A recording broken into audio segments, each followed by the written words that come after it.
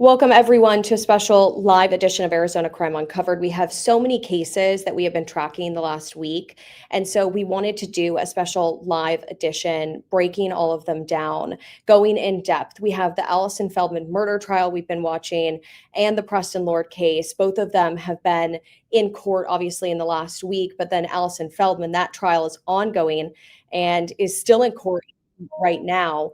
We also have two other cases that we are watching so closely, Emily Pike and Chalistia Colale. And we want to talk about all of those in one big episode. So we're going to bring in a legal expert. But first, I want to kind of break down the Allison Feldman case, give you some background so you know a little bit more about what we're talking about as we break down what is going on in court. So you might have seen our other Arizona Crime Uncovered episode on this case. And part of the reason we focused on this case is because it has been a decade since Allison Feldman was murdered inside her Scottsdale home. She was 31 years old. And the case went cold for several years, but it marked a first here in Arizona. It was the first time familial DNA was used to point law enforcement to a suspect, and that was Ian Mitchell. Now, we did have multiple delays, and that was because there was a huge battle over DNA evidence. And it wasn't regarding the familial aspect, it was how a DNA sample was obtained. And that went all the way up to the state Supreme Court. Now, that key DNA evidence, it can be used at trial, and that trial is now underway. It actually started last week. And like I said, it is ongoing right now. So we had court Monday as well as it is happening right now. We've seen police officers take the stand, Allison Feldman's boyfriend, her boss, and even her dad. So we want to play you some of what we have heard in court so that you can kind of get a sense about what we're going to talk about, and then we're going to bring in that legal expert. So let's take a listen. Said that the home serves as more than just a physical space. It is a sanctuary where individuals seek solace, comfort, security away from the outside world, and the freedom to let their guard down. For Allison Feldman, her home, nestled in a quiet neighborhood in Scottsdale, was just that. Until the evening of February 17, 2015. You see, that was the night when Ian Mitchell, a man unknown to Allison, made his way into her home and proceeded to violently beat, sexually assault, and strangle her to death. Sadly, on February 17, 2015, Allison's sanctuary ultimately became the place where she would take her very last breath. And her killer, left with the daunting task of having to eliminate any evidence of having ever been inside her house. He went into Allison's master bedroom, he rummaged through her dresser drawers and a nightstand, and he went into the garage and he looked through her car, parked inside. And when he was finally done, the killer left with some of Allison's jewelry, her wallet, phone, house key, and most importantly, with a large amount of cash. But the state, they charged the wrong guy. Ian did not commit this crime. Ian is innocent. Please be patient and listen to all the evidence. You're going to hear all about him, and you're going to hear from those witnesses. And with the information they learned, they should have done more. They should have done more with him. Ian's innocent. Ian didn't kill Allison. Ian didn't sexually assault Allison. Ian didn't burglarize that house. Ian's never been there. The state charged the wrong person. I'm going to ask you to be patient, listen to the evidence in this case. Listen to the processes that the Scottsdale Police Department took and what they did not do. Oh my God, I just came over to my girlfriend's house and she's not breathing. It was the most horrific smell of cleaning products I've ever smelled in my life. You remember what part of the house she was in? She was in a hallway. I told myself. I was going to do two things when Allison was murdered. The first was to help the police wherever I could and find the perpetrator. And the second was to keep her legacy alive. And that's what I feel I'm doing here. You know, I've decided this is what I'm going to be doing. And the court meets 4 days a week, typically. A lot of vacations coming because of the holidays. And I just intend to be here. That's my task to do, and that's what I'm going to do. You worked with the Scottsdale Police Department to get the familial DNA search, correct? I worked with the governor and the attorney general to see if we could make it legal. And you were kind of the person who was the catalyst for that to be used in this case. Is that correct? Yes.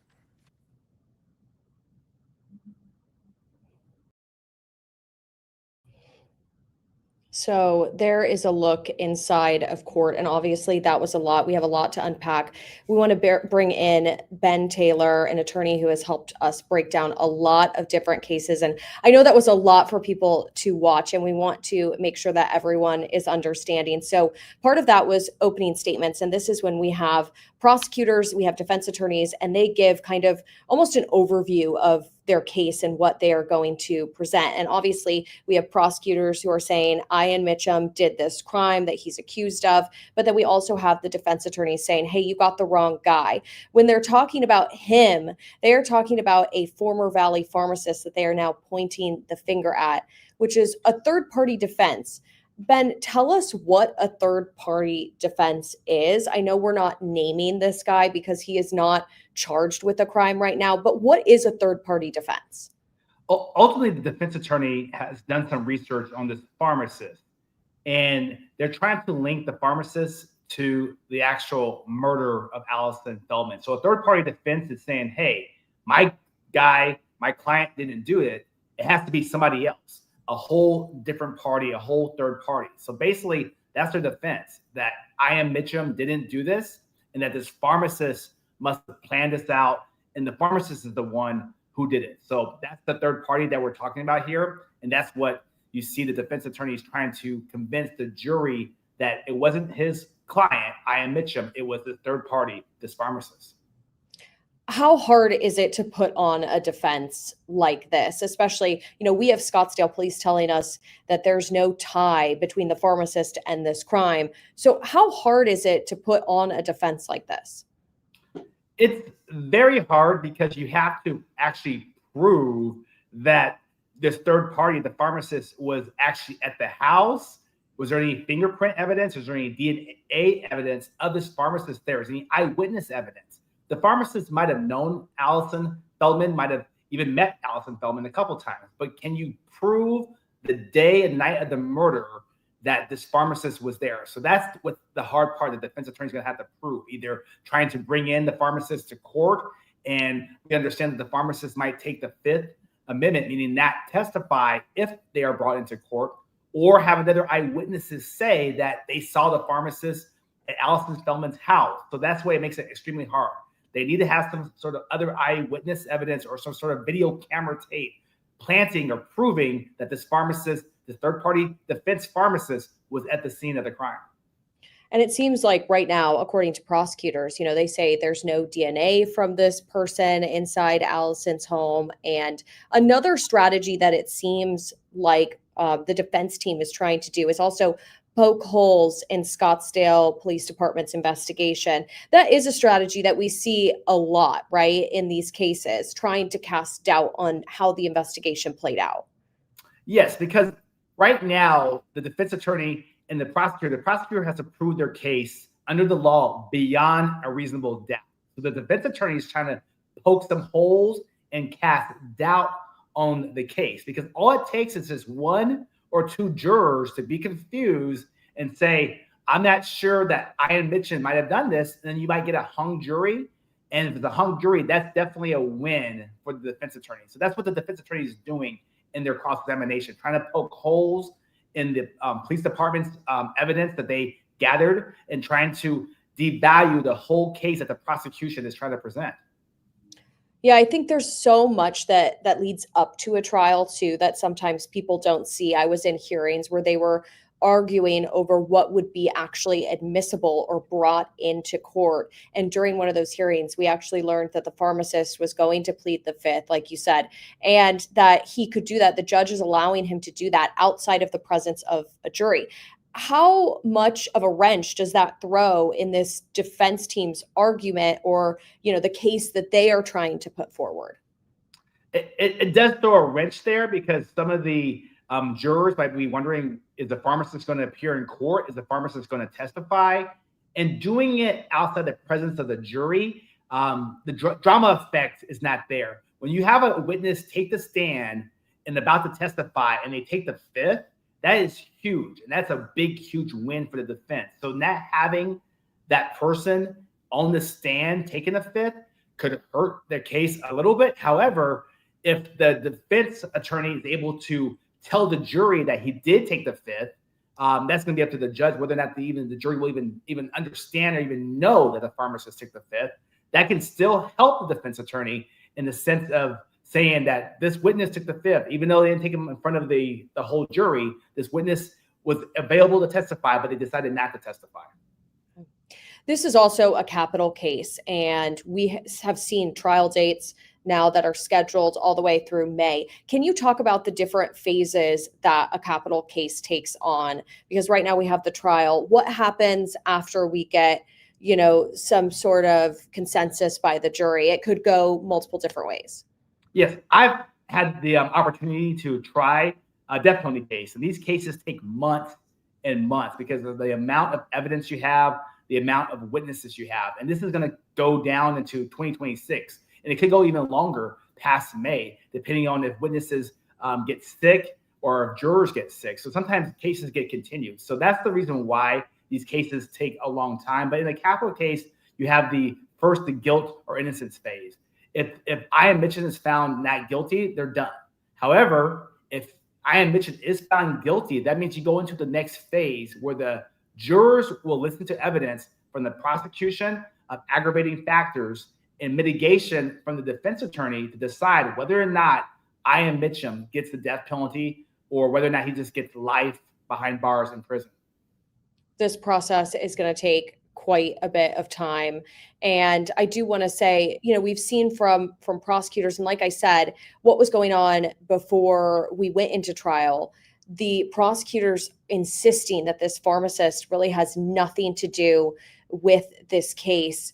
And that argument, like I said, played out even before trial happened. So now we're in the trial. We're going to wait and see here what happens. And I do want to move on to another case we're talking about, which is the Preston Lord case. So we want to switch gears to that. It's now been over 2 years since Preston Lord was attacked, beaten, leaving a Queen Creek Halloween party. He died 2 days later. We have 6 remaining defendants, and we're inching closer to that current January trial date.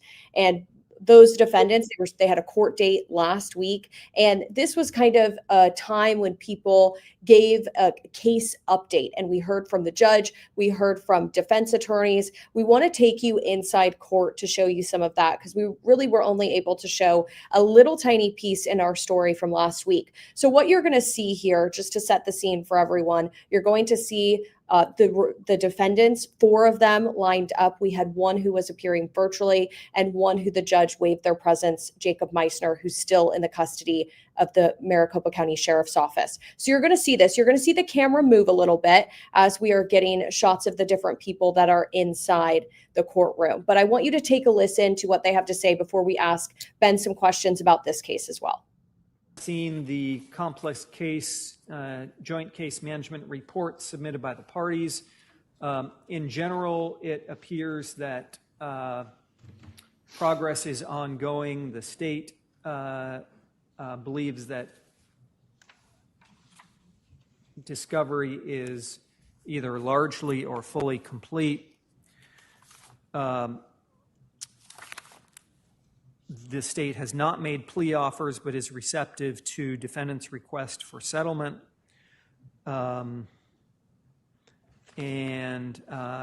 It's largely the belief of the parties that the current trial date of January 12 is not viable.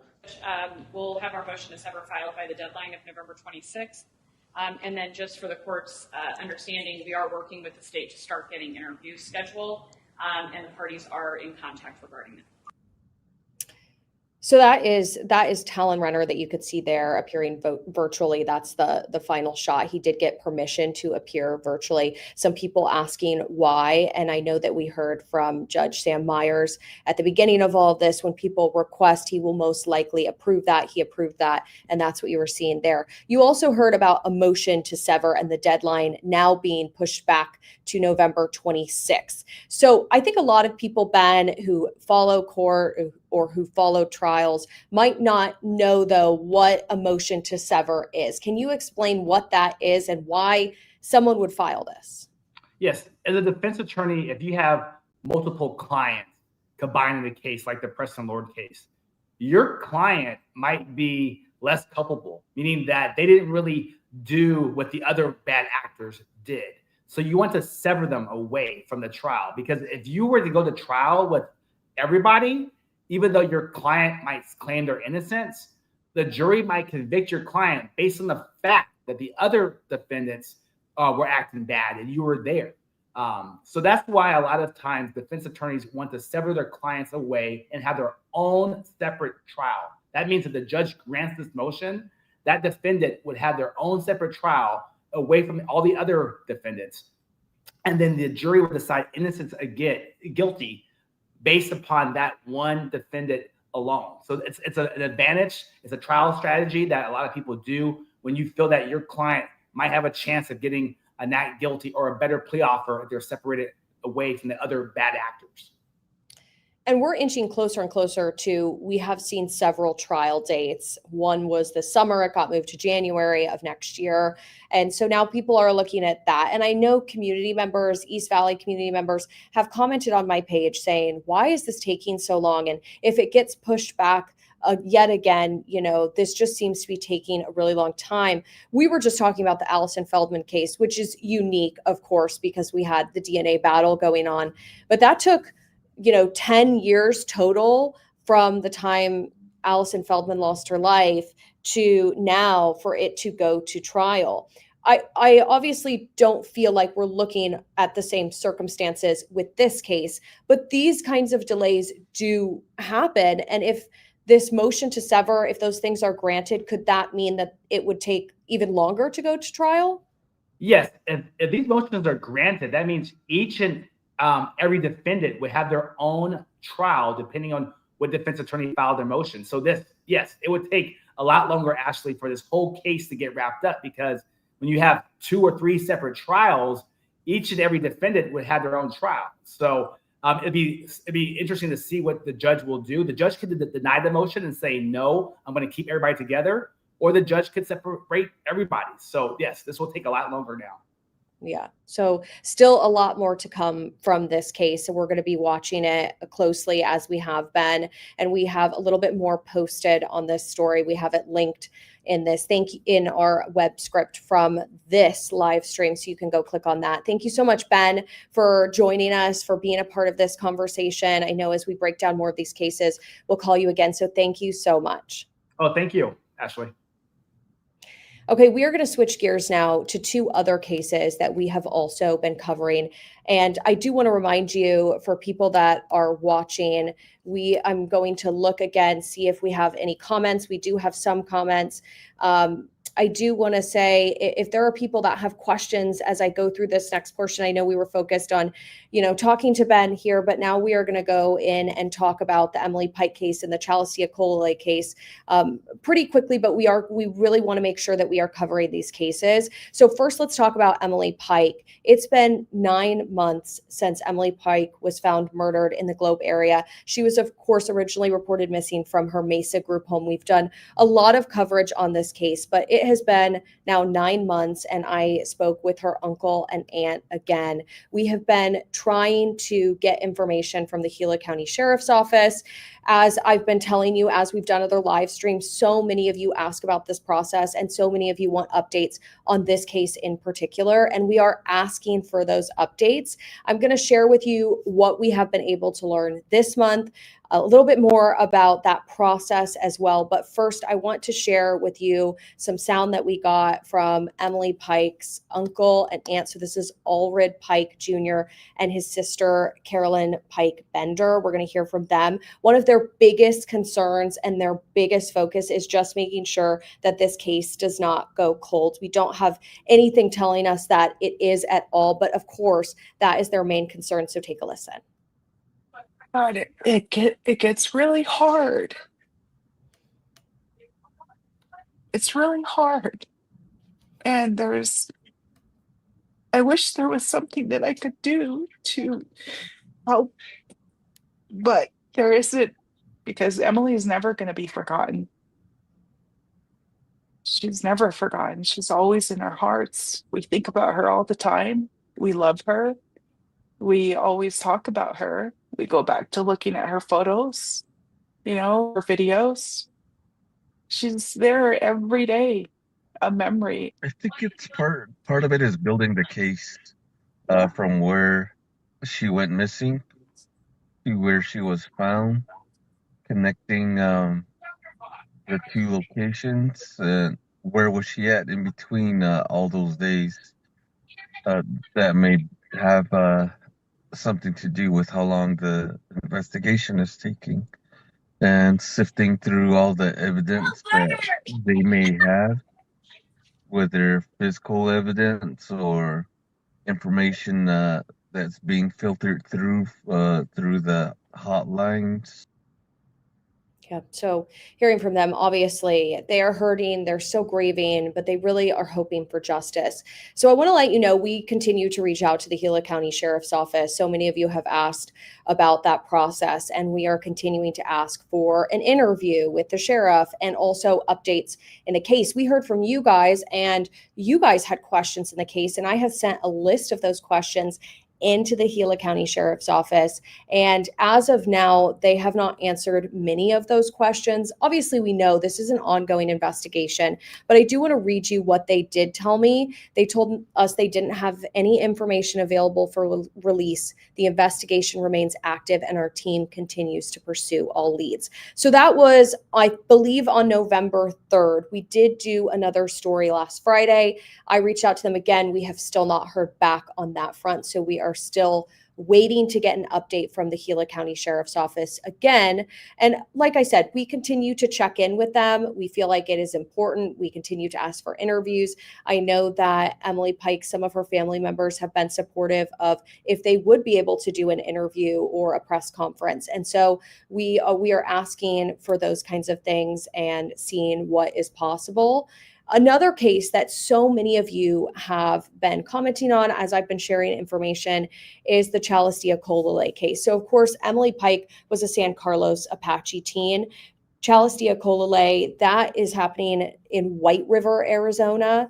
And so we have been following this case closely as well. 16 years old, reported missing at the end of October. Her family told us she was going to stay at a friend's home and did not return. Her remains were found a week after she was reported missing. And we know this is a homicide investigation. And we have spent hours making phone calls. We have been trying to get a hold of the White Mountain Apache Police Department. We have been sending them emails, calling them, trying to get an update. We were able to hear from someone who works on a staff with the tribe and have been able to correspond a little bit with them, but we have still not heard back from the police department. We last Friday again started making a lot of phone calls because there was a lot of confusion taking place, and we were trying to get direct answers from the BIA, from the police department, and we were also corresponding with the family as well. And the BIA told us that they have not made any arrests in the case, that there is a $5,000 reward for information.